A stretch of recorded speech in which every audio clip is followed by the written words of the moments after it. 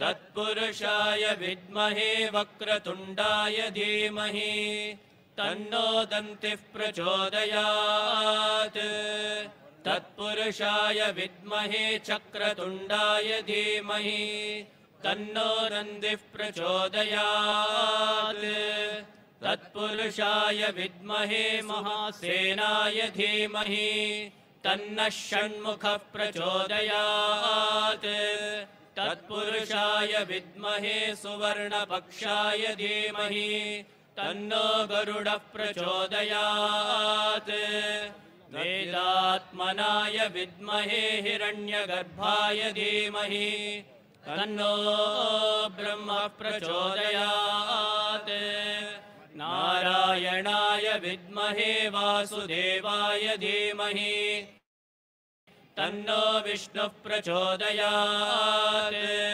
वज्रनखाय विद्महे तीक्ष्णदग्गष्ट्राय धीमहि तन्नो नारसिंहः प्रचोदयात् भास्कराय विद्महे महद्युतिकराय धीमहि तन्नो आदित्यः प्रचोदयात् वैश्वानराय विद्महे लालीलाय धीमहि तन्नो अग्निः प्रचोदयात् कात्यायनाय विद्महे कन्याकुमारी धीमहि तन्नो दुर्गिः प्रचोदयात् ॐ साईश्वराय विद्महे सत्यदेवाय धीमहि तन्नः सर्वः प्रचोदयात्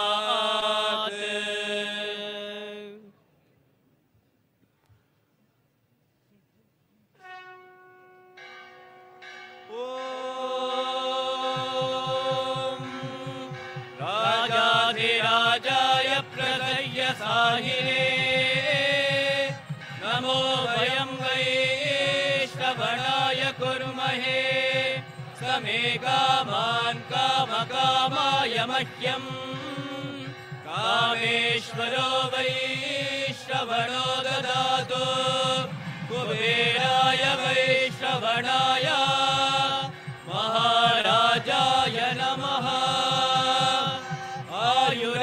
आयुराशास्ते सुप्रजास्त्वमाशास्ते सजातवनस्यामाशास्ते उत्तरान् देवयज्ञामाशास्ते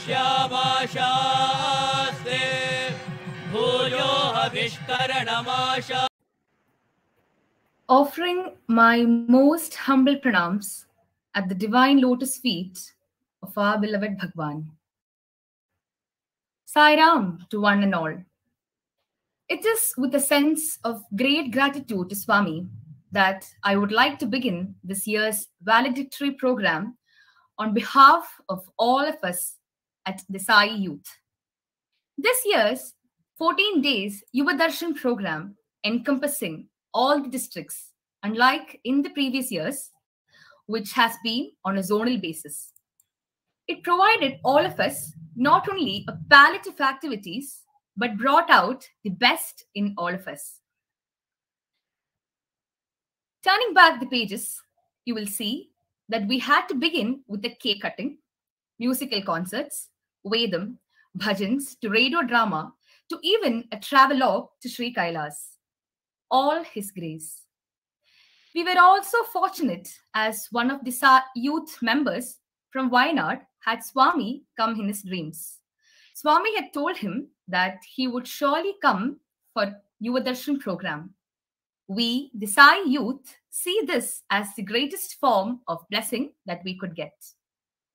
Another salient feature of this year was we were blessed to have some of the most distinguished speakers from Puttaparthi and the Sai fraternity to give us insights into Swami's teaching and of their experiences with Swami. Speakers like Brother Premanosh, Dr. Lalita Sharma, Sister Sharada, and Brother Badri were among them. To top it all, today we have the one and only Dr. Gopi Krishna to give us the keynote address. As some of you may know, he was blessed to be christened with the name Gopi Krishna, that too on Sri Krishna Janmashtami day, at Puttaparthi in Swami's interview room. We are all eagerly looking forward to hear from him. Without further ado, let's move on. I now most respectfully invite our State President, Shri Manoj Madhavan Sir, to deliver the introductory address. Sai Ram Sir.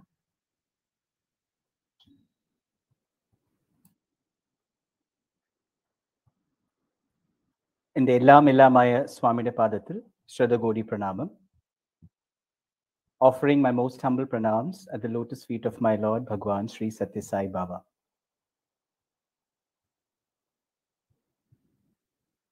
Our key speaker for today, Brother Dr. Gopi Krishna Pidatala. I lovingly call him Gopi Ji. The entire Sai Young Messengers of Kerala, including our state coordinators, both gents and Mahila, the district youth in charges from all the 14 districts of Kerala, all the state in charges who are participating in this program, some of the conveners, district in charges, Sathya Sai Seva Organisations, office bearers from Kerala, and my dear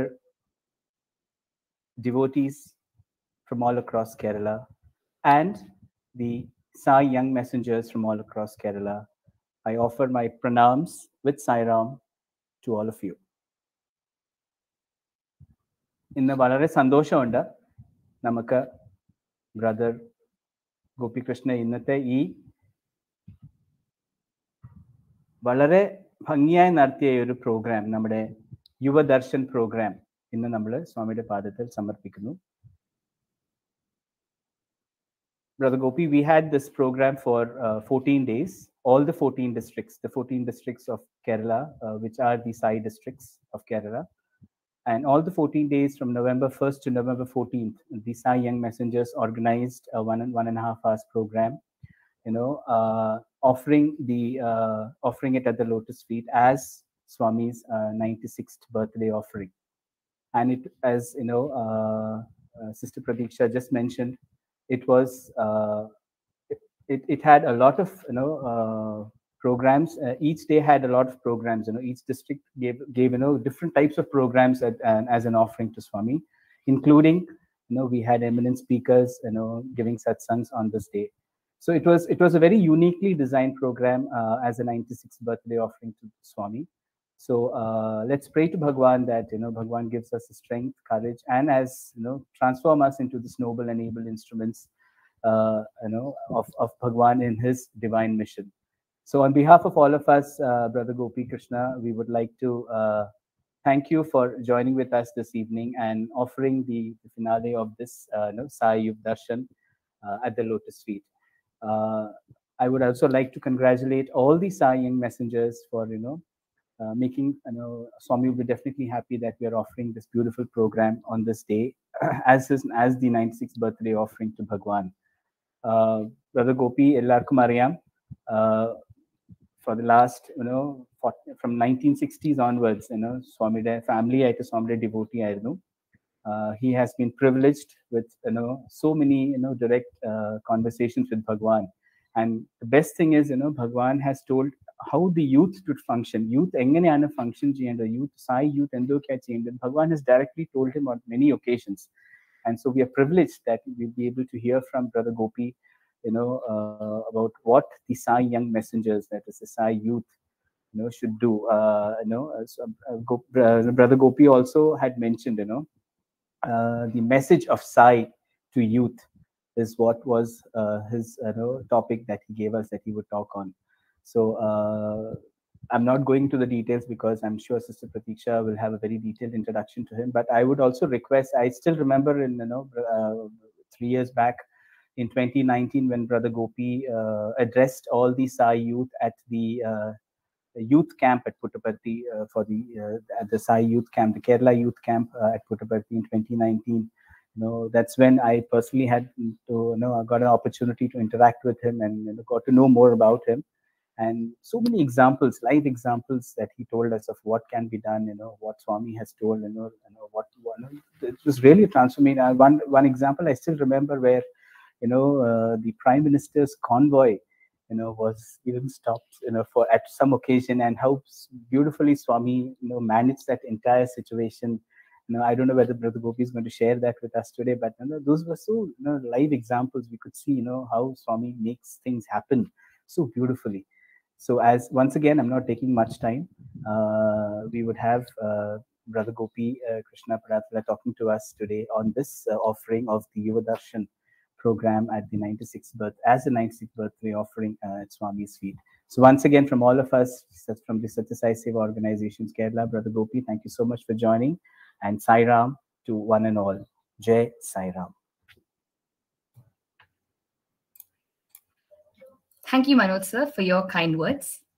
Sai Ram, please bear with me if words fail to introduce to you not just a personality, but a blessed soul who has had the blessings of very close interactions with Swami.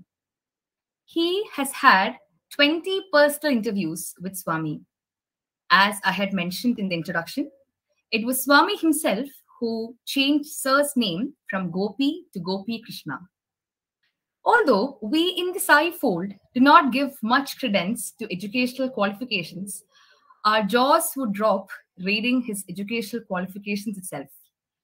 From BSc Agriculture to MSc Agriculture to 4 MBAs in different streams, plus an equal number of postgraduate degrees, and to add to it a doctorate too. Frankly, on a lighter note, there are not many letters in the alphabet. Truly a man of letters. What makes Dr. Gopi Krishna dear to us and makes us yearn to hear him is because of his commitment to spreading Swami's message. He has addressed over 2 lakh students across the country on human values and ethics, business communications, youth, and national development. It would not be fair if I do not mention his contribution to the so-called corporate world. He has rubbed shoulders with some of the most famous of Fortune 100 companies such as Best Buy, world's largest electronics retailer, United Health Group, Wal-Mart, world's largest commodities retailer, just to name a few. In India, he has worked and supported operations of the National Dairy Development Board, Phenolics Pipes, AP Netherlands Biotech Program, and also as Associate Professor at the Institute of Public Enterprise, Marketing and Business Communications. He has served as a trustee at the Sri Sathya Sai Grama Seva Trust, National Coordinator, Sri Sathya Sai Seva Organisations, India. He is also a writer and author of many books and has translated many books on spiritualities. He is the recipient of the Jewel of India Award for his outstanding contribution in the field of education, and also received the Bharat Gaurav Award from the International Business Council, New Delhi. Once again, the list goes on and on as a who's who in the industry. Since all of us are waiting to hear him, I most respectfully call upon Dr. Gopi Krishna sir to enlighten us with his keynote address. Sai Ram sir, please.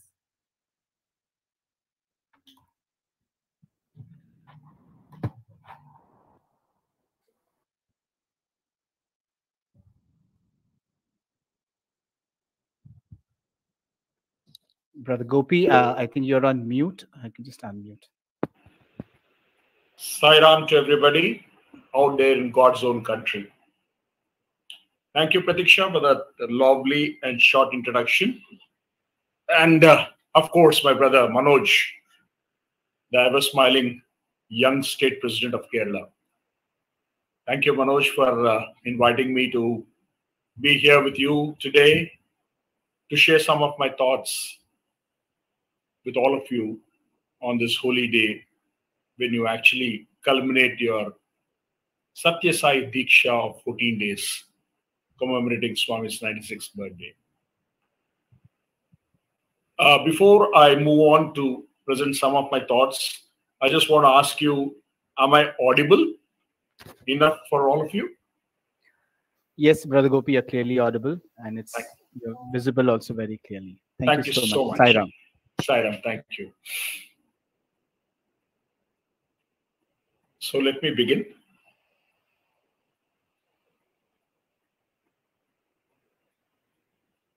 Pichulu pogottu pichi pattinchunu Sachitanandudu Sai Baba Kanneeru teppinchunu Kanneeru tappinchunu Chinmayamurti Sai Baba Pichulu pogotunu Pichini pattinchunu. The one who walks away the madness of life and creates madness about himself. Sachitanandudu Sai Baba. It is that Sachit Ananda, the Sai Baba. Kanneeru teppinchunu, the one who wipes away the tears of sorrow. Kanneeru tappinchunu, and who brings in the tears of joy, is that Chinmayamurti Sai Baba. Offering our loving pranams at the divine lotus feet on behalf of all of us who are there in Kerala. I go to you, Bhagwan, to be with me and to share your words, your thoughts today to the youth of Kerala. Sai Ram to one and all. So when it's to youth, it's something very, very close to me. Though I've passed over the age of youth right now, which Swami has very clearly defined as 18 years to 35, I still keep myself very active in the youth activities of the Sathya Sai organization. And when I say this, I say it with a lot of conviction that the youth of the Sri Sathya Sai organization are the future of our country and also our organization. So let me start with a story, which I heard from a very great yogic master who resides in Tiruvannamalai. I don't know how many of you know Tiruvannamalai, but Tiruvannamalai is a place in Tamil Nadu where the Arunachalam temple is there, and where the Arunachala, the mountain is there, which is an embodiment of Lord Shiva in physical form. Today being Kartika Purnami, I do not know how many of you know, but an estimated 25 to 30 lakhs of people normally circumambulate the Arunachala on this particular day. So this is a very holy day, and I thought, let me start with a story that I heard from one of these yogic masters called Swami Atmananda. So I had the opportunity of visiting this yogi once in Tiruvannamalai, along with my brother and another friend of mine called Raja from Hyderabad, very active Hyderabad youth member who is a very good singer. Also, Swami loves him so much. So I was talking to, we were all in the august presence of this yogi, and he was mentioning to us about Bhagavad Gita and other aspects of spirituality. And at that point of time, suddenly I took the audacity to ask Swami Atmananda whether he has ever met Bhagwan Sri Sathya Sai Baba. He very conveniently ignored my question and went on. So after another 10 minutes of interactions that we were having as a group with him, I again nudged myself and asked him, Swamiji, did you ever have an opportunity to speak to Bhagwan Sri Sathya Sai Baba, or did you ever meet him? Is what I posed. Then he looked at me, stared at me, and said, I do not have the permission of my guru to speak about this. He curtly told me, and he continued. Well, I was really surprised, or a yogi of that caliber saying that I do not have the permission of his guru. After a couple of minutes, I went on and abruptly again questioned him. Swamiji, who is your guru and why is it that he is not giving you the permission? He looked at me, smiled and went on. So it was about 40-45 minutes of interaction that he was having with the group. Suddenly he looks at me and says, Gopi, my guru gives me the permission to talk. I said, very nice. I said, please tell me, did you ever have the great privilege of taking the name, a great privilege of speaking to Bhagwan Sri Sathya Sai Baba? Then he smiled at me and said, I do not have the permission of taking the name even of Bhagwan Sri Sathya Sai Baba. He didn't mention the name of Bhagwan Sri Sathya Sai, but he said, I do not have the permission from my guru to even take the name of the Supreme Master. I said, who is the Supreme Master? Then he said, the person whom you're referring to is the Supreme Master of the world. When I was very, very surprised. And I did not even understand when he was saying the Supreme Master of the world. I said, did you ever meet him? Then he said, I have to seek the permission of my guru to speak about it. After some time, I said, please pray on our behalf to your guru and then ask him whether he can permit you to speak about Bhagwan Sri Sathya Sai Baba. And after 10-15 minutes, he said, my guru has permitted me to speak about Bhagwan Sri Sathya Sai Baba. He used the word of Bhagwan Sri Sathya Sai Baba. Then I asked him, may I first know who is your guru that you are referring so much about? Then he said, my guru is Mahavatar Baba. I do not know how many of you know about Mahavatar Baba. Mahavatar Baba is supposed to be one of the greatest yogis that the Indian soil has ever seen. Some people say he's about 400 years old. Some people say he's more than 500 years old. And sometimes you can see him in the streets of Kashi. Sometimes you can see him in the streets of Delhi. Meerut, somebody sees him in places like Haridwar, Rishikesh, and other places. Well, that was one part of the story. And as he went along, he was mentioning to me about his sojourn with Bhagwan Sri Sathya Sai Baba. He said that he had stayed with Bhagwan in the year 1988 to 80 to 82 in the green room, right below the steps of the auditorium. And when he had come there and Swami had actually sent him out from the auditorium, and it's only on Swami's direction that he had come here to Tiruvannamalai, and he stayed there and he constructed his own ashram, and Swami had given him the task of actually spreading the Bhagavad Gita. So Swami Atmananda was mentioning about some story, but one important point that came up during this discussion was that I believe that Swami had once, he was planning to come to Hyderabad. Swami had a fixed itinerary to come to Hyderabad to be in Shivam. And a couple of days before that, Swami had called Swami Atmananda and then said, I am going to Hyderabad in a couple of days. What you do is, before I reach there, you go and meet this particular gentleman. He gave a name of a particular gentleman. He gave him a cover. He said, these documents, please ensure you go and hand it over to him even before I arrive in Hyderabad. Swami said this and he walked back to his quarters in the Purnachandra auditorium. He was staying in the first floor during those times and he had gone. And this was around 5 or 5:30 in the evening. And at that point of time, Swami said, leave immediately. And Swami had retired to his quarters and this gentleman, Swami Atmananda, did not know how to go there. So then he went to Mr. Chiranjeevi Rao. I don't know how many of you know Mr. Chiranjeevi Rao, a very ardent devotee of Swami. He went to him, who was the administrator of the ashram at that point of time. He went to him and asked him, Sai Ram sir, I've been asked by Bhagwan to go to Hyderabad to deliver this cover to a particular gentleman.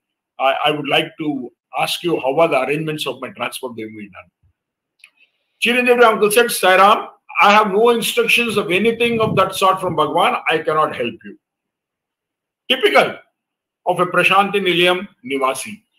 Unless Bhagwan commands, nothing will move there. That's how it is.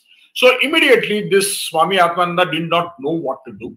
And he had a bag. All that he had was only a bag, and he had 16 rupees on him, I believe. He took this cover, put on his sling bag, and started walking from Puttaparthi towards Hyderabad, not knowing what to do. He thought, Swami will take care. Swami has asked me to go, so I will start walking. So he was walking, and this Swami Atmananda has a great power of meditating. He could go into meditation for hours and hours together. Being a yogic, with this yogic power, he could actually get into meditation, get into the yogic plane very, very fast. So as he was walking from Puttaparthi towards Brahmanapalli, he not knowing how far the distance to Hyderabad was, suddenly there's a car, an ambassador car comes and stops beside him and then there's a young man driving and he says, where are you going? He beckons Swami Atmananda and asks him, where are you going? And Swami Atmananda replies, I'm going to Hyderabad. He said, how are you going to Hyderabad? He said, I'm walking to Hyderabad. He said, do you know the distance from Puttaparthi to Hyderabad? He said, about 400 kilometers or more. And how are you going to go? I am walking. And he said, do you know how long it will take for you to walk to Hyderabad? He said, I don't know. Then this young man who was driving the car, he said, get in. He got into the car and he sat in the front seat and this car started rolling. So Swami Atmananda wanted to strike a conversation with this driver and he said, where are you going? Where are you from? The driver curtly said, it is immaterial to you. You are going to Hyderabad. That is what I understand. Then after some time, how long will you take to reach Hyderabad? Are you going towards Hyderabad? Then the driver curtly said, it's nothing, not concerning you. I'm just giving you a lift. Just keep quiet. And this Swami at that point of time, Atmananda, got really bewildered and said, why is this gentleman talking to me so curtly? And he went into a meditation trance. He thought, let me go on to a meditation. And he started meditating. After I don't know how many hours of meditation he had done at that point of time, after some time, suddenly there's a tap on his shoulder and this driver says, you get down now. I have some other work to do. You get down and move forward. And the driver tells him, you see the station there? That station is called Shadnagar. You are 50 kilometers away from Hyderabad. This is where I'm going to drop you. In 5 minutes from here, there's a train that's going to come that goes to Hyderabad. You buy yourself a ticket and go to Hyderabad. He left. So Swami Atmananda immediately got down from the car, started rushing towards the train, and immediately at that point of time, say, let me at least thank this particular person who drove me till now. He turned back, and the moment he turned back, he saw that the car suddenly vanished. There was no car at all at the point of time. And he was thinking that Swami would have come, helped me and all these things. And he went into the train and he got into the train. The train came out of the platform. He sat in the train. So he got into the train, but as the train had just arrived, he did not even buy a ticket.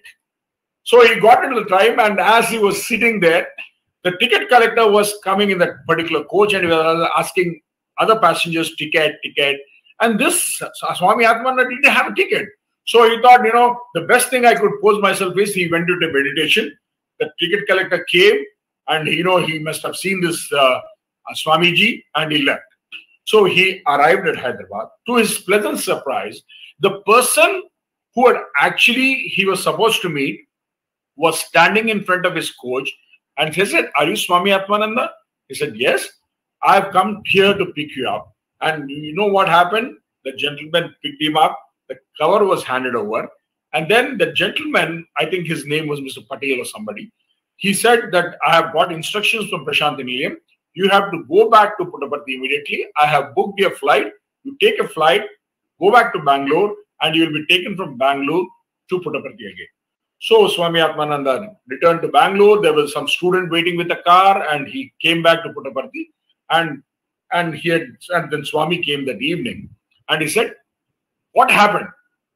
Then he said, Swami, I had gone, I had given. Swami said, what mad fellow? I told you to go to Hyderabad. So don't you think it is necessary for you to ask me, how do I go? You did not ask me. You said, yes. And then you go and ask Chiranjeevi Rao how to go. Do you think Chirindra is going to tell you or guide you or give transport without my knowledge? Without my permission, he will not do anything. So you started walking, was it? So you started walking, and I come back to you just to save you. I come as a car driver. I take you. I drop you there. You act as if you are meditating. The ticket collector comes. I stop that fellow. And ultimately, I tell that Patel to come to the station to pick you up, book a ticket and bring you back. Do you think this is the work I need to do you? And Swami blasted him left and right. Swami Atmananda was telling me that day, Bhagwan, Sri Sathya Sai, the omniscient, the omnipotent, omnipresent Bhagwan that we all know, he knows everything. And he told me that day, Swami wants the discipline. The most important part of Swami's ideology, the divine ideology towards his devotees, Swami expects discipline. And let me tell you, Swami has categorically told many times about discipline to us. The youth especially. He told us, you will not believe Bhagwan, the eternal charioteer, the Sanatana Saradi. He also showed it to us how should we walk in a village. Put your head down, walk. Don't look left side, don't look right side. Swami walked in the interview room and showed it to us. Can you believe the master of masters giving such directions to you, how to actually be disciplined? So discipline is something that is very core to our organization, especially to those youth of our organization. Because discipline, when I say, discipline comes in all forms. Swami talks about discipline about eating, discipline to action, thoughts, all this encompass Swami's discipline. Because discipline is very essential, because it is basically the very essence of Karma Yoga, which actually enables you to attain perfection and become the master of action. Because ultimately, Swami wants all youth of Sai youth to become masters of action. Such mastery demands restraint, regulation, strict control, rigid adherence to God's command. And for all of us, we have the Lord of Lords giving us so many commandments during his sojourn on this Mother Earth. And let me try to actually bring in that concept of this fundamental meaning of what Swami wants from all of us. Swami talks about a 360 degrees approach in life. And when he talks about 360 degrees of approach in life, he's talking of a life of happiness. I always recollect this, all of us, Swami, whenever he says, be happy, happy, happy, happy. But how many of us are happy today? We are embroiled every day in some problem or the other. We think too much. We know that our life is destined. Already it has been written. What has to be done has been written. But nevertheless, we run in this concrete jungle. So we should know where to start, where to pause, where to go. And today in this world, when you have this gadgets, WhatsApp is something that's very dear to us. So today, even a wife and a husband, a father and a son, they do not talk face to face, but they chat and give messages. And that is the most important part of it, to discipline our life. And when I'm talking of discipline of life, we should consider ourselves that we should live a life of happiness. This life of happiness is something that we can get only when we listen to Bhagwan's divine commandments. So I can tell you, a lot of us actually, think that Swami was once talking to us about when to start with spirituality. Most of us have this thought in the back of our mind. People, I'm not talking of Sai Youth, but people outside the Sai Youth, they think, they'll say, what is it, man, if you're going, let's say somebody's talking about a bhajan. They'll say, why are you thinking of a bhajan at this age? Why do you think of a bhajan? Spirituality comes at the time of retirement. So Swami once mentioned to us in beautiful language. Swami said, 18 to 40 years, a youth indulges in everything that comes his way. Swami said, we need to be very careful during this age. 18 to 40 years is very, very dear. And Swami said, don't ever think that, you should think about spirituality only at the age of 50. Swami says, no. In fact, in Telugu that day, he was mentioning it as, Engile akulu nako avasaramu ledu.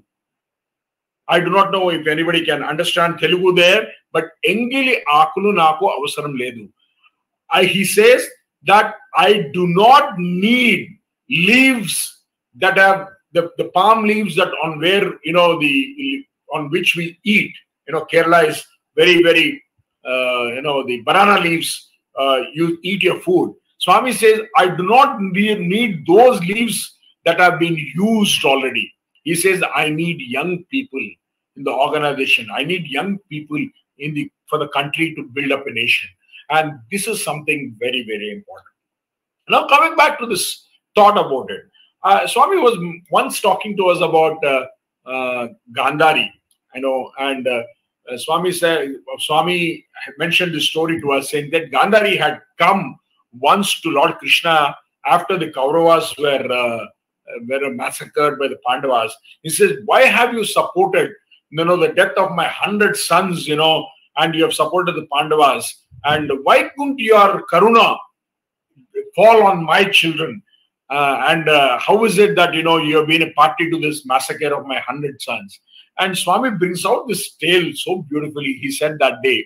He says, he tells Gandhari, see, as a mother, you have not done your duty.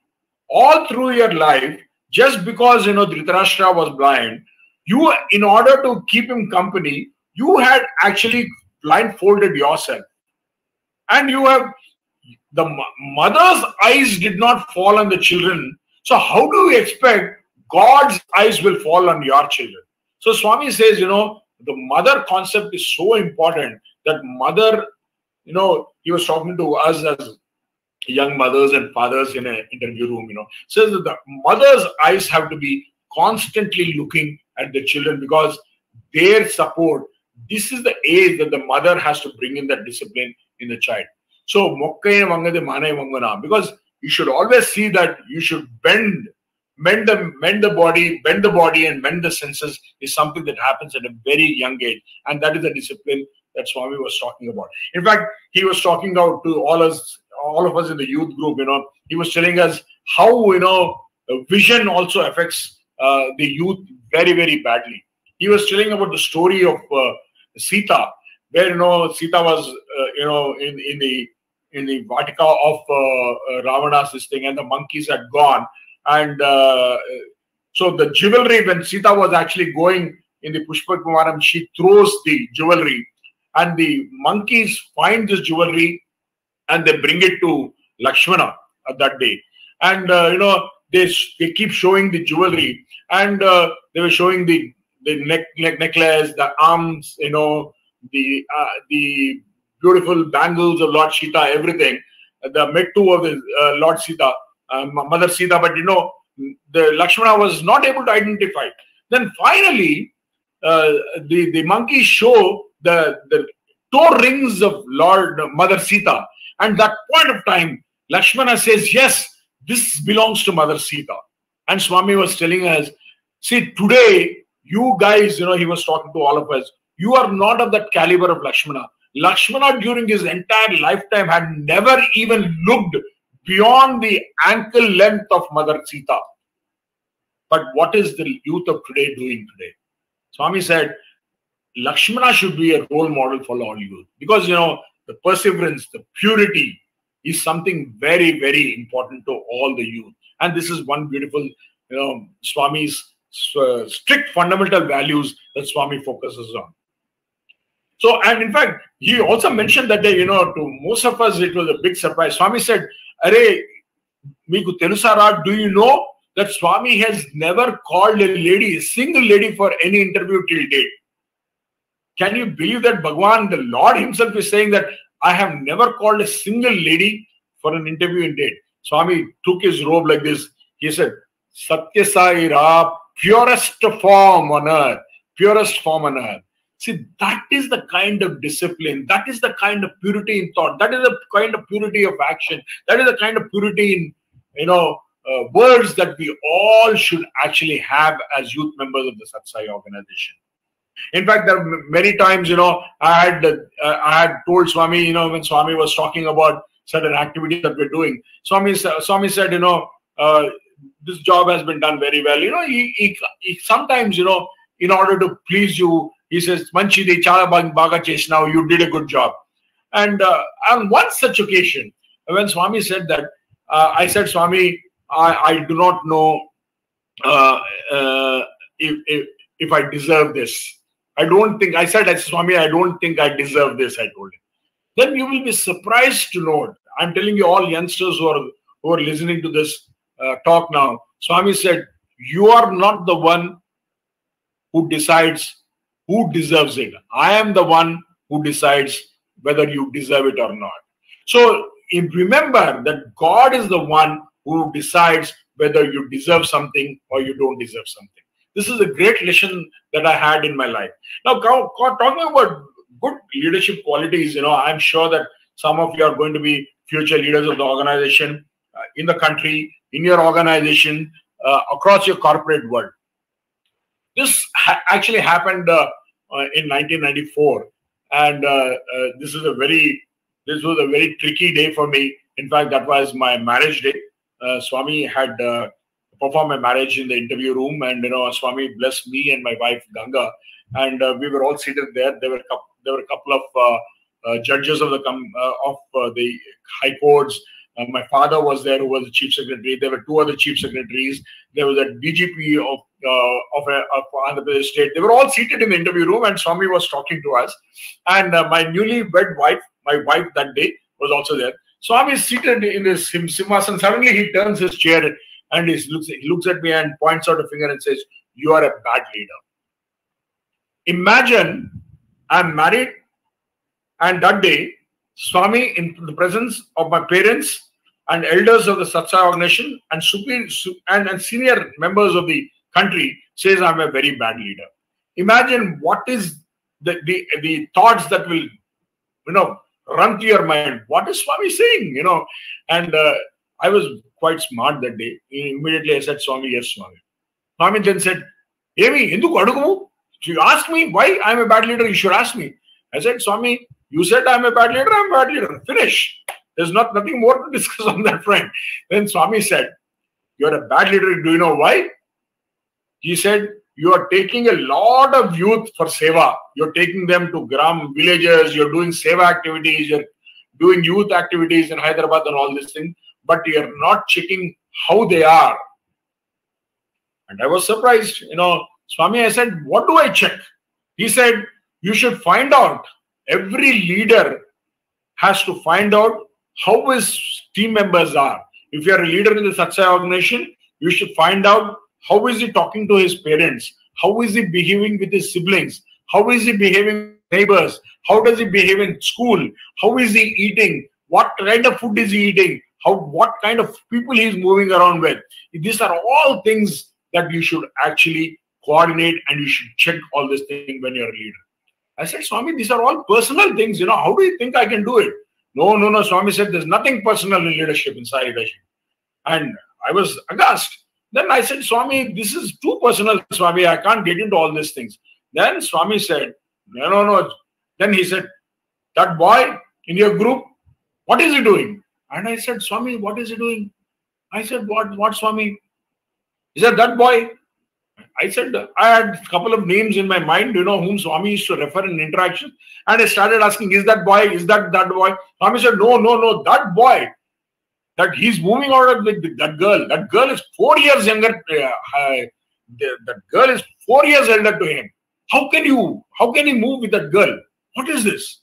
And I said, Swami, I knew about that. In fact, and I had also advised him, saying that, Arey, kya kar raha hai? What is it that he's doing? This is not good. Swami will not approve. I told Swami, I told him, but Swami, you should have told him 101 times. You should tell him. I said, Swami, I told him this is something personal in this. Swami said, nothing personal. Nothing personal. So, please be sure, these are certain things that Swami doesn't. In fact, in one of the occasions, Swami was mentioning to us, Swami said, I talk of universal religion always. I talk about there is only one religion, the religion of love, and boys and girls of different religions in Satsang Organization are marrying together. I said, what is this? Swami said, yeah, okay, 1 year, you're happy. After 1 year, what happens? The fight starts. You know why the fight starts? It is because there is a culture difference. There is a culture difference. When there is a culture difference, there is bound to be problems.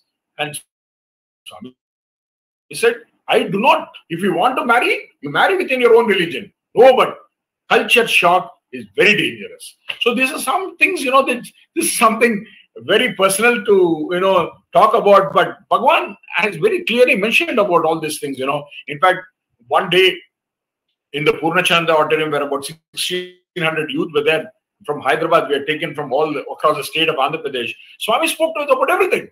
Swami spoke even to us about how a girl and a boy fall in love. He told us about 7 steps of what happens also. It is so amazing that the Lord of the Universe talks about this.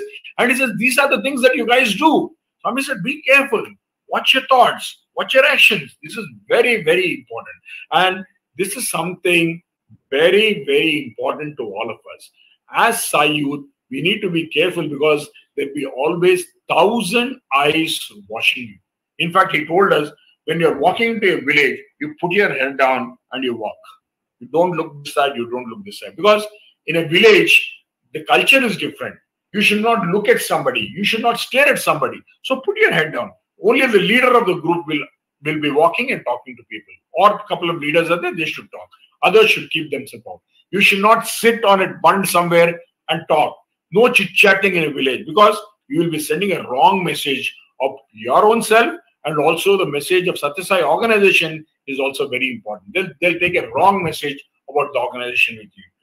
So now coming back to I've given certain instructions what Swami has said. Let me now come to a very good story of what happened to me. In fact, Manoj was saying that you should also share some of your experiences. I have seen the Lord, in fact, it is out of His grace, it is out of His mercy, that He has given me opportunities to witness certain things, that which are beyond science, spirituality, anything. The Lord is the ultimate Lord that we are all with. We are so blessed, among the 750 crores of people that live in the world. Hardly a couple of crores have seen Bhagwan, and only a few crores of people have actually had the greatest opportunity of touching Him, feeling Him, speaking to Him. But let me tell you, don't ever think just because XYZ has got X number of interviews, X number of Pad Namaskar, X number of darshans, or X number of visits in Prashant Nilayam, that is very dear to Swami. The rarest of the farthest persons also are the dearest to Swami. And I have multiple experiences to denote and depict that Swami knows everything. Swami loves everybody, be it a bee, be it a dog, be it a cat or anything. Swami is the ultimate Lord for everybody. There's nothing dear or near to Swami. All are equal to Him. All are equal to Him. He is the mother for all of us, and for a mother, all the kids are on par. Now, I will take you back to something that happened in 2014. This is a very great touching incident of my life. Swami, it is almost 3 years later, Swami's Mahasamadhi. And during this time, it so happened that, I had to go officially to United States, and I had traveled with one of my colleagues who was a plastic surgeon. And just before a day, to my travel to Chicago, a very, very close friend, a Sai brother, very close younger brother, called me and said, Gopi bhai, I heard that you're going to US. I need a small favor. I said, what is it? He said, I have some samples of medicines that I need to hand it over to send it over to the US. I'll be grateful if you can give it to me. I asked him, what are these samples? He said, there's some eye drops and stuff like that. He does some business in pharmacy. And he said, and I hand it over and courier it from Chicago or Denver, where the places I was going, it'll be great. I said, okay. Then I said, bring it over to my house, because I'm leaving early morning at 5:30 and it'll be very difficult for me to pack it. He says, no, Anna, there are only 2-3 small packets and I will come to the airport tomorrow morning in Hyderabad airport and I'll hand it over. So I said, okay. So he landed at 5:30 or sometime in the morning at the airport, and it so happened that he handed over these 3 packets, 3 small covers of medicines to me, and I was carrying some luggage, 2 bags and 1 carry-on with me to the United States, and I pushed all this into 3 different bags, and I asked him for the documents, and he gave me some documents. I said, these are documents. These are the valid documents. He said, yeah, these are all as per the FTA documents, no worries at all. Everything is fine. So I took the samples and me and my friend, Dr. Balasubramanian, we left to the US, Chicago flight. And we were supposed to land. I landed in Chicago. I told Dr. Balu that, Balu, you can walk through the green channel. Since I have these medicines, I think I suggest that I will be right on my part. I just tell them that I declare that I have the samples to the customs and then I'll come there. He said, okay. He said, I'll wait for you outside. And it so happened that he went out and I went to the customs, and told them that, see, I have some samples that I brought from US, a friend of mine. I've declared it in my declaration form, and I just wanted to tell you. Then there was a lady there and she said, okay, fine, that's very nice. And she said, where are the samples? So I picked it up from one of the carry-ons, and gave it. And she looked at it. She said, do you have the documents? I said, I have the documents, yes. And I gave her the documents. She looked at the documents. She looked at the samples and she was looking. She called a couple of other officers inside, and she said, come over. Then they looked at the samples and, whatever documentations. And she came back and said, I'm sorry, sir, these medicines are not permitted into the United States of America. I said that the documentation is there as per the FDA, and these are documents. So no, sir, these are not the regular documents of the FDA. These are prepared by your people from Hyderabad. These are not the regular FDA documents. And she said, where are you going to send this? I said, I have a telephone number of a particular person. I have to call him and he'll give me an address. And I said, oh, she said, okay, is that so? And which company is sending this? Frankly, I took the documents. I didn't know which company actually manufactured that and who is it. I said, I do not know. It's there in the documents. You can read it. She said, you do not know where you need to send it. You don't have that address in the United States where you want to send it. You do not know which company has sent this to you. You only know. I said, there's a very close friend of mine, a very loving brother who has given it to me, and I'm taking it. I'm just helping. So he said, you do not even know which company, where from, what is the constituents of this. And she said, these drugs are not permitted. You have to be questioned now, and we will have to even arrest you if needed. And they will have to deport you if it is needed also. I said, what the hell is this? I have this and every document is in there. He said, no. And they pushed me and they said, you'll have to come. They took me into a very big, strong room. It would have been about 20 feet by 20 feet, a big interrogation room. There's a table. They asked me to sit. And they started questioning me. Where is this? They said, these drugs are not permitted. This is drug trafficking. They said all this thing, and the kind of abusive language that they used on me was, let me tell you, if at all I cried any particular day, that was the day that I cried. And I started telling them, I pleaded them, I told them, okay, right, can you call this gentleman, to whom I have to send, maybe he can talk to you. And they said, no, nothing. We'll have to interrogate you. We'll have to charge sheet you. Only then we will look at, we'll think. Then I said, can you do me a favor? And my brother is the head of the World Bank here for Africa in the Washington. He heads the African mission for World Bank. Could I talk to him? I was trying to reach out to see, because my brother was a very highly placed official in the World Bank. And I was trying to see if I could get. They said, no, you cannot speak to anybody. And I said, I would like to speak to somebody, even an attorney. They said, even an attorney you cannot speak. Wait till the captain comes and the captain will decide what is the further action.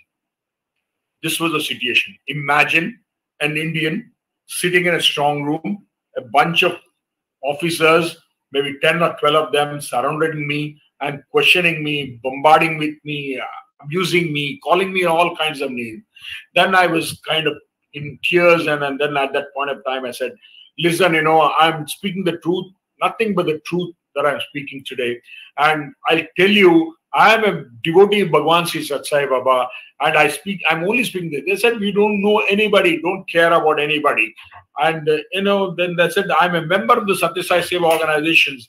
I am speaking all this, they were not even ready to speak. Then I said, I wanted some water. They said, hang on, we will not give you anything till the captain comes. I was sitting there, on the table, not knowing, totally lost. I did not know what is going to happen. And then one officer comes and says, hey, where you going to have a hard time, man? He was telling me. And I said, why? He said, the captain is a Pakistani guy called Mustafa, and I don't think you'll get off this thing. He said, and he just walked away. I was wondering, where did you put me, Swami? I tried to help somebody in life. And he's very close to me. And this is where you brought me in? And I was crying. And after some minutes, some time, and a very shortly built officer comes, in his uniform and said, oh, so you're the guy who's doing drug trafficking? I said, sir, let me tell you, my name is Gopi, I belong to this organization. I'm doing this as a favor to my friend and all this. Okay, we will see all that thing. And, immediately said, we'll test those samples. And he's immediately asked me to cough up $200. I paid $200. They wanted to analyze the samples. I told him that I was told these are only ear drops and eye drops, nothing more than that. They said these are banned drugs and everything. And this conversation went on, and I was telling him that, I'm speaking the truth, but nothing the truth. I still have a couple of samples in my other bags also. And he said, oh, you brought in more samples? Then he said, asked me to open another bag. And I had samples, and I gave those samples also. They said they'll test all the samples. There was another suitcase. And in this suitcase, you will not believe that, I had taken some books of that we had published during that time on Swami from Hyderabad, which it was the Sathya Sai, I think, it's not the divine Sathya Sai, I forget the name of the book. I think it was the Avatar of Love or something. It was 1985 edition, Swami's 85th birthday edition that we brought out. And at that point of time, I had taken about 5 or 6 copies with me. And all these copies were actually neatly packed in a brown wrapper. And I put it at the bottom of the suitcase, the big suitcase that I was carrying. And I was praying to Swami, Swami, you are the only one who can save me now. I don't know what to do. And you won't believe, I opened it up, the suitcase, to my pleasant, loving surprise. When I opened, the bag opens like the suitcase opens, on top of my clothes is one copy of that book that I neatly wrapped. And on top of that, there is this book that we had published with Swami's Avayasta photograph. It was, the book name was Sathya Sai, the Lord of the Universe. And the book was Sathya Sai, Lord of the Universe. Then immediately I see that I was pleasantly surprised. And I tell the captain, this is the Sathya Sai that I'm speaking about. See, I'm a devotee of his. I'm a member of this organization. And this is Bhagwan Sri Sathya Sai Baba. And I said, I'm speaking only the truth. And this guy is looking at me. He's looking at the book. He's looking at me. He's looking at the book. And, he has not said anything for a couple of minutes. And I'm shivering in fear. What is going to happen to me? And suddenly this guy looks at me. This Captain Mustafa looks at me. And he calls his officers. And he says, who is this guy? He asked me. I said, this is what I'm talking about. This is Bhagwan Sri Sathya Sai Baba. This is what I'm talking about. All through I've been telling you, I am a member of his organization. And this is the Lord. Then he asked me, did this guy come anytime to Pakistan? He asked me. I said, how do I know whether Bhagwan went to Pakistan or Khalistan or whichever place in the world? Swami can go anywhere, anytime, any place. That is the reason I said Swami is omnipresent, omnipotent, omniscient. He can go anywhere. I said, I do not know. Hey, wait a minute. He said, I heard somebody telling me that, he came to Pakistan. I said, maybe he came to Pakistan and he cured one of his friends or something he was mentioning. And he looks at me and he says, he calls his officer, this guy is speaking the truth. Let him go, he said. I was zapped, I'm telling you. Imagine in a strong room, 12 police officers interrogating me for 4.5 hours. And this guy, a Pakistani, based guy whose ancestors was Pakistanis. He comes there and he looks at Swami's photograph and the book comes up out of nowhere and he says, this guy is speaking the truth. Let him go. And to my utter surprise, you will not believe, this Captain Mustafa assured that he assigned 2 officers of his, all the medicine supplies that I had taken, they were taken to the customs incinerator where, you know, they made me destroy the samples.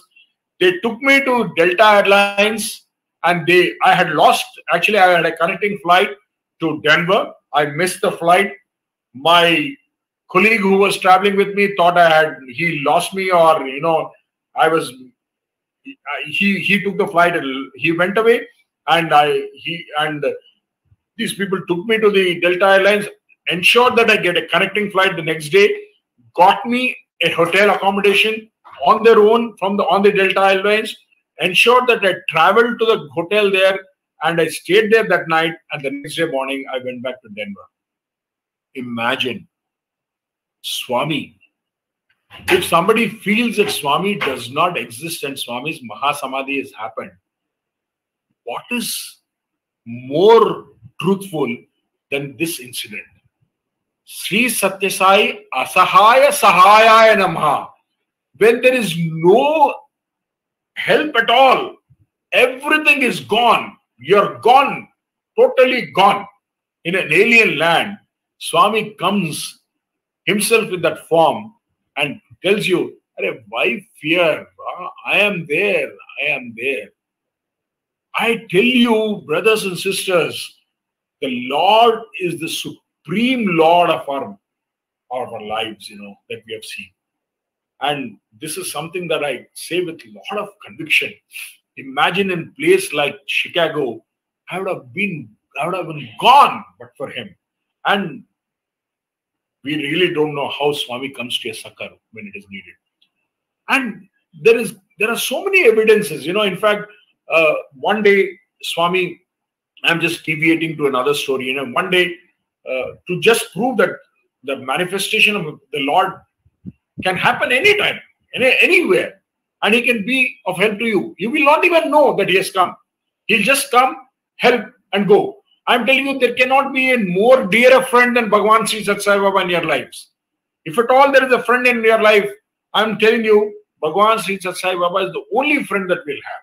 For that matter, you know, Swami was once, you know, he told the boys in the school hostel that he'll come with some of his guests for dinner.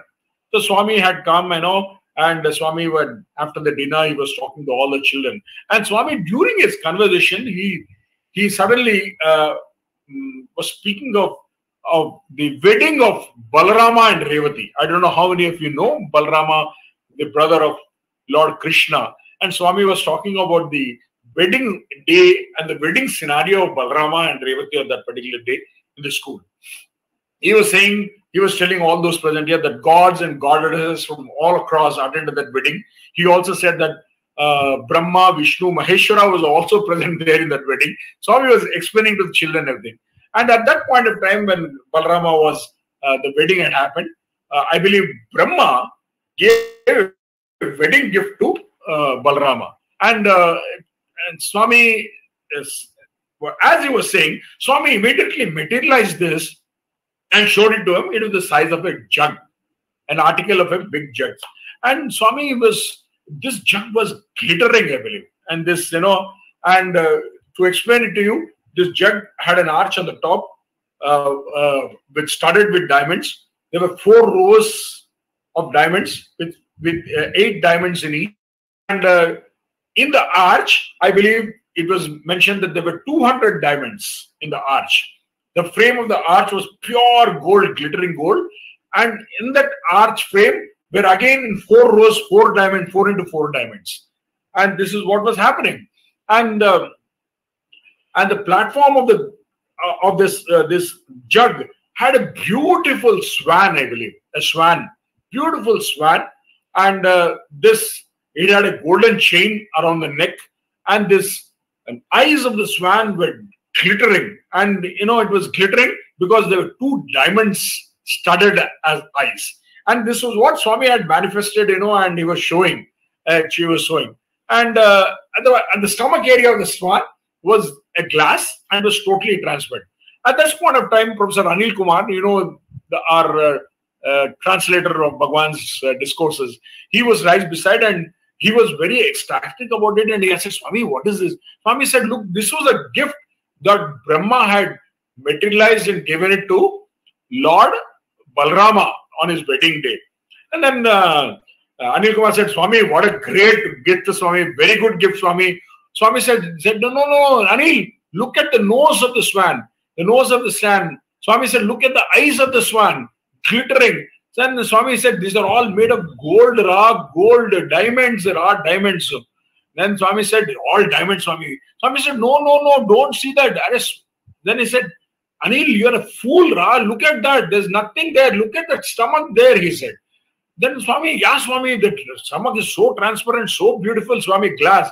No, you fool, look at it. What is there inside the stomach?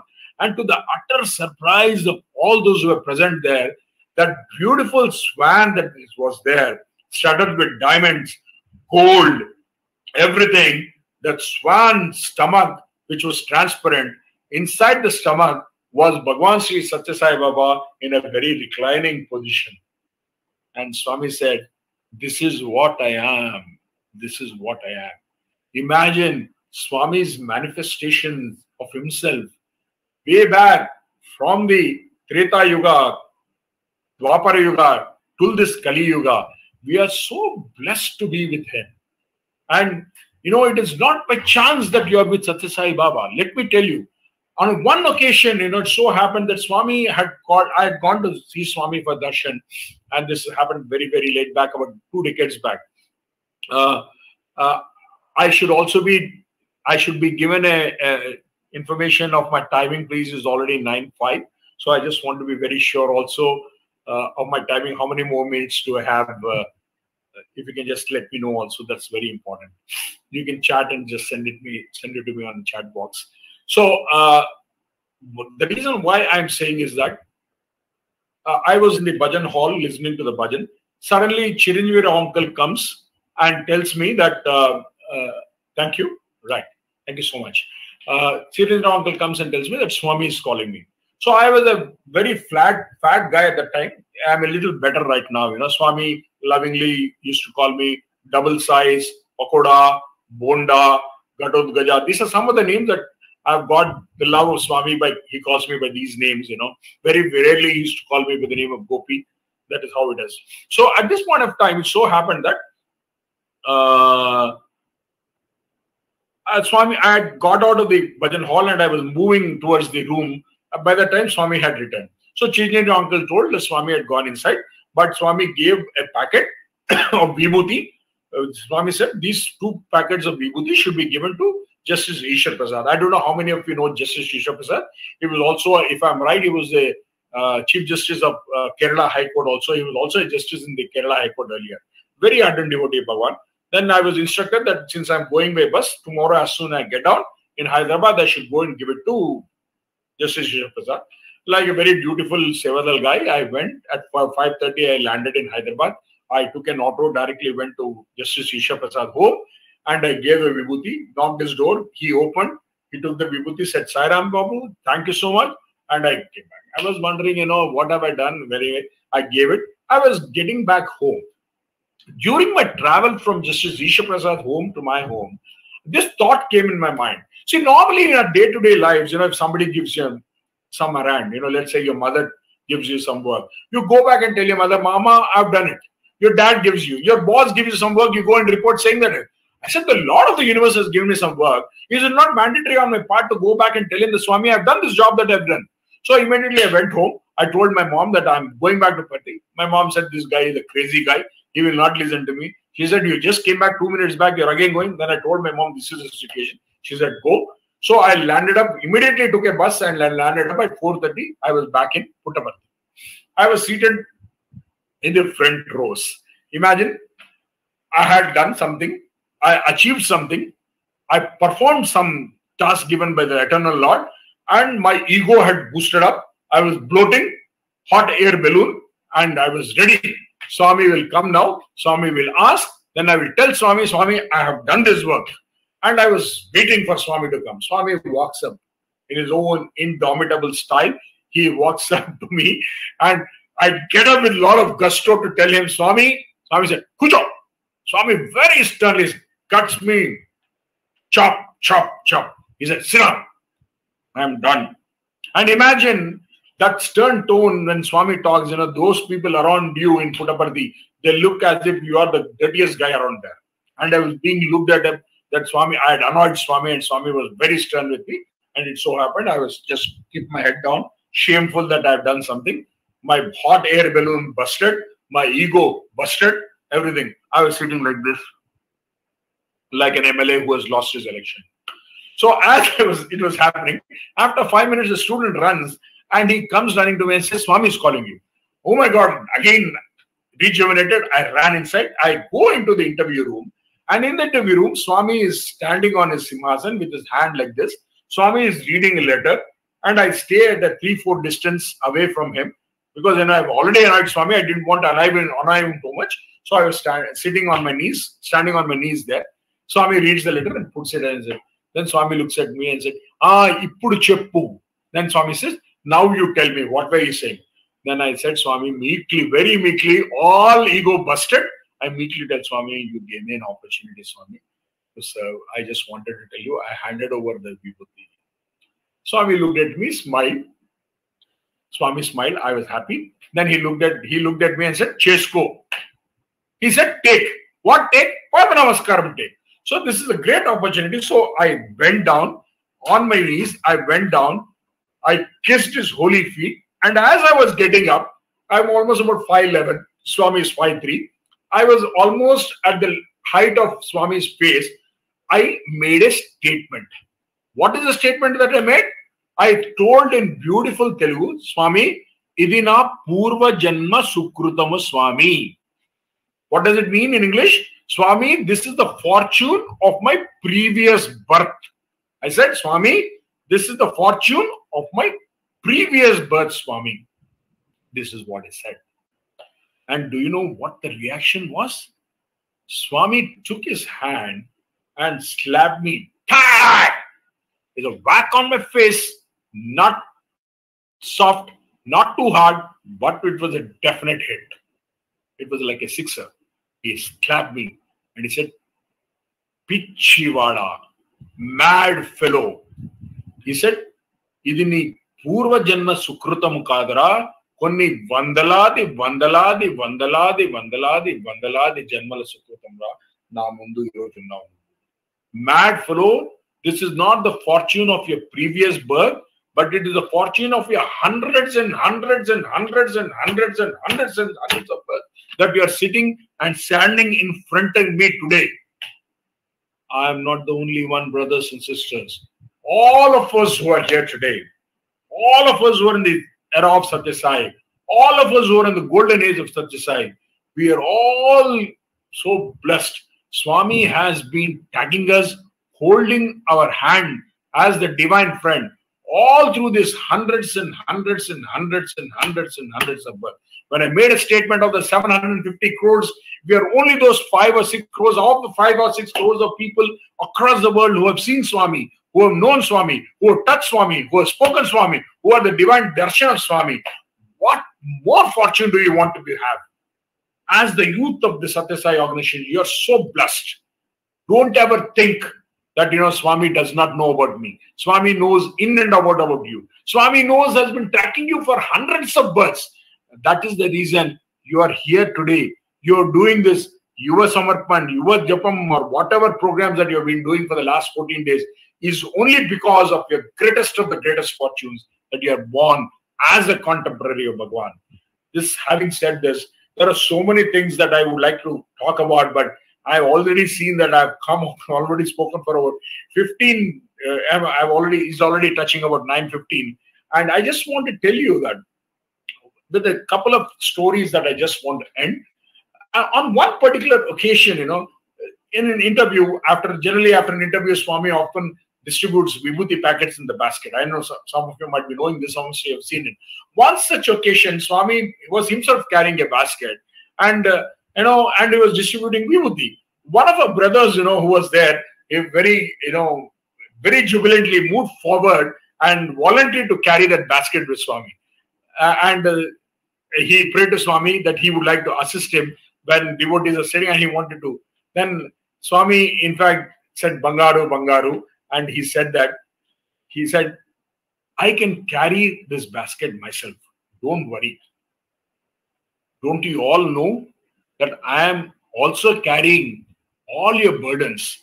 This basket is surely lighter than those burdens of your lives. Let it be. I will carry my basket only. Swami very categorically mentioned that day that he is carrying all the burdens of ours. All the burdens of ours. And what other better friend can one have in our lives who will carry our burdens with all of us? Having said this, I would like to end my talk with a very good story that Swami has asked us to actually share with in every place, to every youth member. This was basically about Swami was telling us of how, with what type of attitude one should perform seva. The story goes like this. This is about a sadhu who was walking on the banks of Kottacheru. Swami was mentioning about it in the interview room. He says that the sadhu who was walking on the banks of river on the Kottacheru near Bukapaddam, and it so happened that there was a young goat, which was stuck on the marshy lands of the lake. This goat was actually stuck in the marshy lands and was trying to pull itself out. One leg it's trying to pull out, the other is getting stuck, and was finding very difficulty. On the tank bund of that lake, there were 4 or 5 youth who were looking at this goat stuck in the marshy land, and they were pelting stones, I believe. They were pelting stones on this goat that was stuck. This poor creature, Swami was mentioning, was that it was finding it very difficult to avoid the stones that were being pelted. At the same time, it was also getting sunk into that marshy land. And this was a scenario that was happening. And this was the time that the sadhu was actually walking. So immediately Swami tells that the sadhu removed his jubba, started running, and got into the marshy land, picked up the goat on his shoulders, and came back and let it go free on the banks of the lake. And at this point of time, these youngsters who were sitting there and who were pelting stones came to this sadhu and said, what do you think of yourself? Are you thinking that you're a great hero? That you went and rushed there and actually spoiled our entertainment? We were having great entertainment pelting the stones, and we wanted to see what would happen. You spoiled our entertainment, and you think you've done a great heroic deed. And then this sadhu replied, Swami was saying, and this is the best part of the story. Swami said, the sadhu replied, I believe, no, I am not a hero at all in any way. I was walking on my work and I saw that this goat was stuck, and when the goat was stuck there in the marshy land, and there was stones pelting stones hitting the goat. You know what happened? At this point of time, my heart ached. There was so much of pain in my heart. And in order to alleviate that pain in my heart, I ran down and picked up the goat and let it free. It is not any heroic deed. It is only to alleviate the pain in my heart I did this work. And Swami said, this should be the basis. This should be the basis of every seva activity that Sathya Sai Seva Organisations does. As youth members of the Sathya Sai Organization, Swami said, this is your motto. This is your attitude of seva that you should go for. You should not go create pomp. You should not go create, a great grandeur about your seva that you're doing. Do your seva silently. This is only to alleviate the pain in your hearts, and Swami said to elevate yourself to a spiritual pain. So seva's motto of the Sathya Sai youth should always be with less pomp, less gaiety. You should make it very low key, but you should also elevate yourself to greater planes by actually feeling the pinch in your heart. And this is the message that I would like to share with all my brothers and sisters. For there is no better message than the message of Bhagwan Sri Sathya Sai Baba on this holy day of Purnami, Kartika Purnami. So be blessed, all of you. And I'm sure that we'll have more opportunities to talk. In fact, I jotted down some points, which if I start talking to all of you, it might take a couple of hours. But I'm thankful to the State President of Kerala for thinking about me and calling me on board to be one amongst you. And I would like to end this with a beautiful poem about Bhagwan himself. This, I do not know, some of you might have heard this, but this is something very dear to me. It depicts about Swami totally. It goes in Telugu, but I'll try to explain it to you also in English. This is how it goes. Pala Bugalavadu, Chekkili Machogalavadu, Pala Kadalanta Nudurugalavadu, Pannaga Sayanudu, Ungarala Juttugalavadu, Longadi Agarani Vadu, Koteru Mukkugalavadu, Korikalunu Jayinchuvaadu, Pagadala Pedavula Galavadu, Panchama Shruti Galavadu, Dharani Talli, Vinnapamu Meeda, Divinundi Bhuvike Chinchina, Purushottamudu,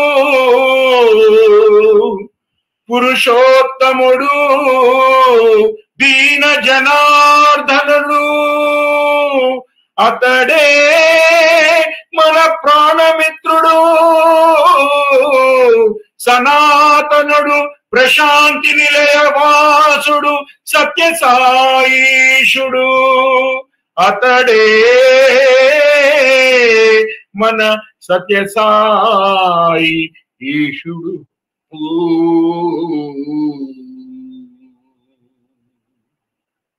I'll try to quickly translate this and end it. Pala Bugalavadu, the cheeks which are so milky and so beautiful. Pala Bugalavadu, Chekkili Machagalavadu, who's got a beautiful black spot on his cheek. Chekkili Machagalavadu, Pala Bugalavadu, Chekkili Machagalavadu,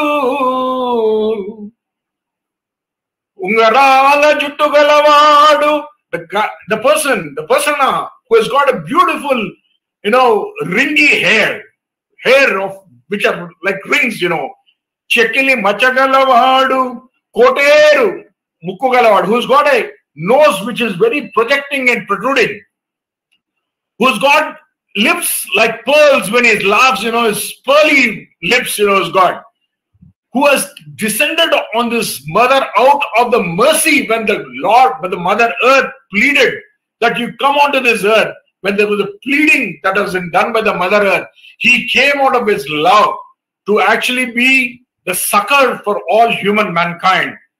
That beautiful persona, that closest friend, that's eternal charity, that best friend of our lives is none other the one who lives in Prashanti Nilayam, only in Prashanti Nilayam, our Lord Bhagwan Sri Sathya Sai Baba. So my dear brothers and sisters, we have a wonderful, loving, very intimate, very encompassing friend who is sitting there in Prashanti Nilayam, waiting for each one of us to see you, to bless you, to talk to you. Don't hesitate to go to Prashanti Nilayam, because there is only one place. If there is paradise, don't ever go to some other place. There is only one paradise on earth. That is Prashanti Nilayam. And let us all merge at his divine lotus feet. Coming this November 23rd, let us pray and offer our obeisances to the Divine Master, our Lord, our friend, Bhagwan Sri Sathya Sai Baba. Jai Sai Ram.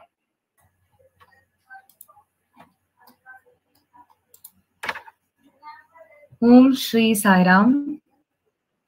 Sai Ram to one and all. To begin with, would like to submit our prayerful gratitude to our beloved Swami for making Dr. Gopi Krishna available to address this really enriching session. We did not realize time passed during the entire session as Brother Gopi narrated anecdotes after anecdotes and kept us engrossed in Swami's teachings, as only he can. We, the Sai young messengers of Kerala, are truly indebted to Swami and thank Brother Gopi for making it a really memorable evening. What stands out in Brother Gopi's narration is the simplicity, or what we call the common man's language. It was more like storytelling, yet conveying Swami's message in a manner it gets etched in our minds. Like when he said, what Swami wants is discipline. The 360 degrees of approach in life.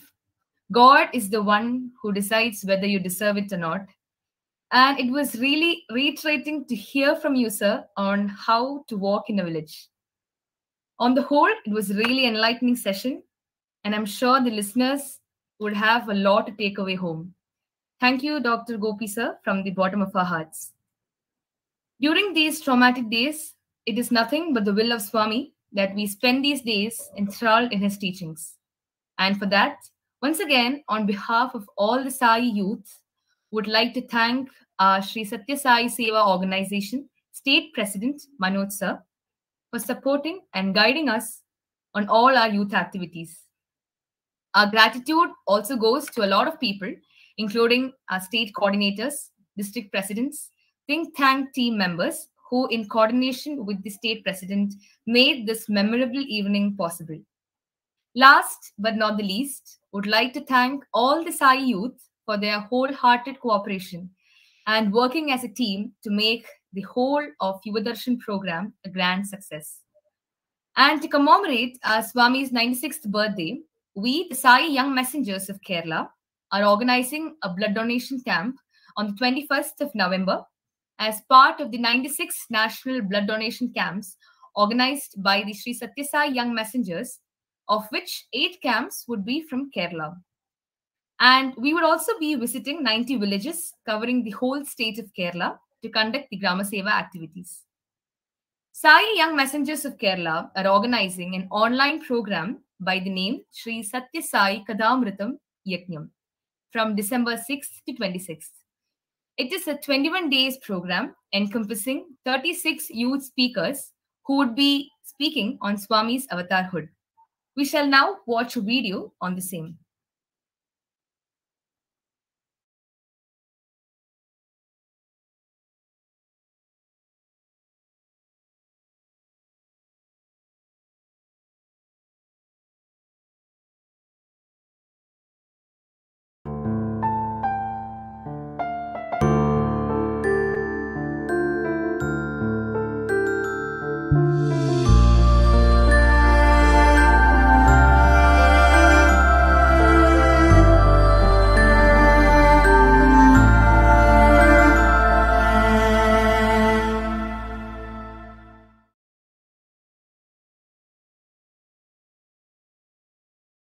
ഓം ശ്രീ സായിറാം. സത്യത്തിന് ചിറകുമുളച്ചു. പ്രിയമാകുന്ന ശിരസോടെ മോദപ്രമോദമാകുന്ന ചിറകുകളോടെ ആനന്ദം വർഷിച്ച് ആ ദിവ്യരൂപം ആനന്ദഗീതം പാടി ലോകം മുഴുവനും പറന്നു നടന്നു. ആ രൂപം കണ്ടവർ ധന്യരായി, ആ ഗീതം കേട്ടവർ മുക്തരായി. മനസ ഭജരേ ഗുരുചരണ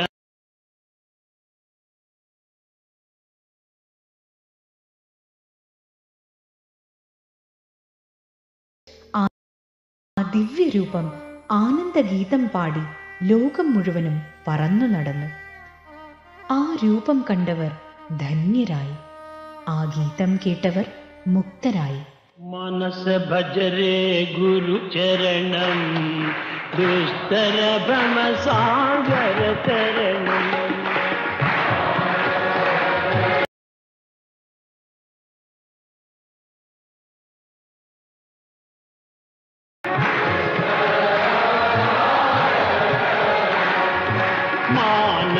ഭജരേ ഗുരുചരണം ദുസ്തര ഭവ സാഗര തരണം.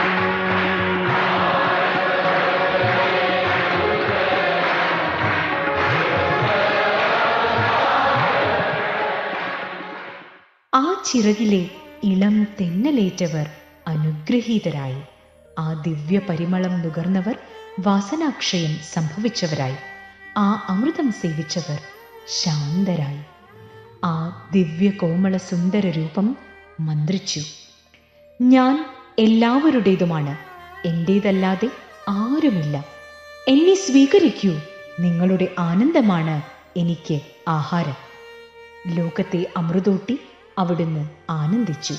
അർഹത നോക്കാതെ ആ കാരുണ്യം എല്ലാവരിലും അമൃത വർഷിച്ചു. എല്ലാവരോടുമായി അവിടുന്ന് മന്ത്രിച്ചു. നിങ്ങൾ എൻ്റെ അംശം തന്നെ. അല്ല, ഞാൻ തന്നെ പലതായി മാറി എന്നെ തന്നെ സ്നേഹിക്കുകയാണ്. ശ്രീരാമ ശ്രീകൃഷ്ണാദികളിൽ കേട്ട ആനന്ദഗീതം ഒരിക്കൽ കൂടി കേട്ട് ഭൂമിദേവി കോരിത്തരിച്ച കഥയാണിത്. മാനവ ചരിത്രത്തിൽ ഇന്നേ വരെ അരങ്ങേറാത്ത അവതാര കഥ. സനാതന സാരഥിയുടെ ശംഖനാദം കേട്ട് വിശ്വം മുഴുവനും കോൾമയീർക്കൊണ്ട ദിവ്യകഥ. ആ അമൃതകഥ സ്മരണയിലുണർത്തി നമ്മുടെ നിജസ്വരൂപത്തെ നമുക്ക് കണ്ടെത്താം. അതിൽ തന്നെ നിരന്തരം വർത്തിക്കാം. അതെ, ത്രേതായുഗത്തിൽ ശ്രീരാമനായി, ദ്വാപരയുഗത്തിൽ ശ്രീകൃഷ്ണനായി മാനവരാശിക്ക് ധർമ്മത്തിന്റെ വഴി കാണിച്ച ആ പരമ്പൊരുൾ ശ്രീ സത്യസായി രൂപത്തിൽ ആടിയ ലീലകൾ, ഉപദേശങ്ങൾ വീട്ടിലിരുന്നു കൊണ്ട് തന്നെ കേൾക്കാൻ ഭക്തർക്ക് ഒരു സുവർണാവസരം ഒരുങ്ങുന്നു. ശ്രീ സത്യസായി സേവാ സംഘടന കേരള യുവജന വിഭാഗം അവതരിപ്പിക്കുന്നു ശ്രീ സത്യസായി കഥാമൃതയജ്ഞം. 2021 ഡിസംബർ 6 മുതൽ 26 വരെ ഭഗവത് കഥാമൃതം നുകരാനായി ഞങ്ങൾ ഏവരെയും വിനയപൂർവം ക്ഷണിക്കുന്നു. ജയ് സായിറാം.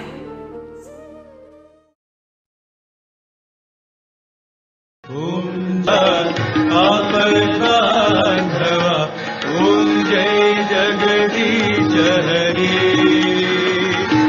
माता पिता गुरु दैवमु मरियन्तयुनीरे स्वामी मरियन्तयुनीरे।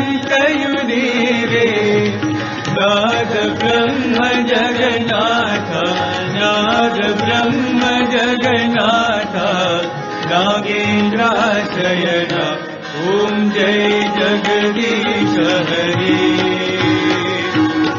ओंकार नारायण, ओम जय सद्गुरुदेवा। नारायण नारायण सत्य नारायण नारायण नारायण। नारायण नारायण सत्य नारायण नारायण सत्य नारायण नारायण। ओम जय सद्गुरुदेवा। नारायण नारायण सत्य नारायण नारायण नारायण। नारायण नारायण सत्य नारायण नारायण सत्य नारायण। भगवान श्री सत्य साई बाबा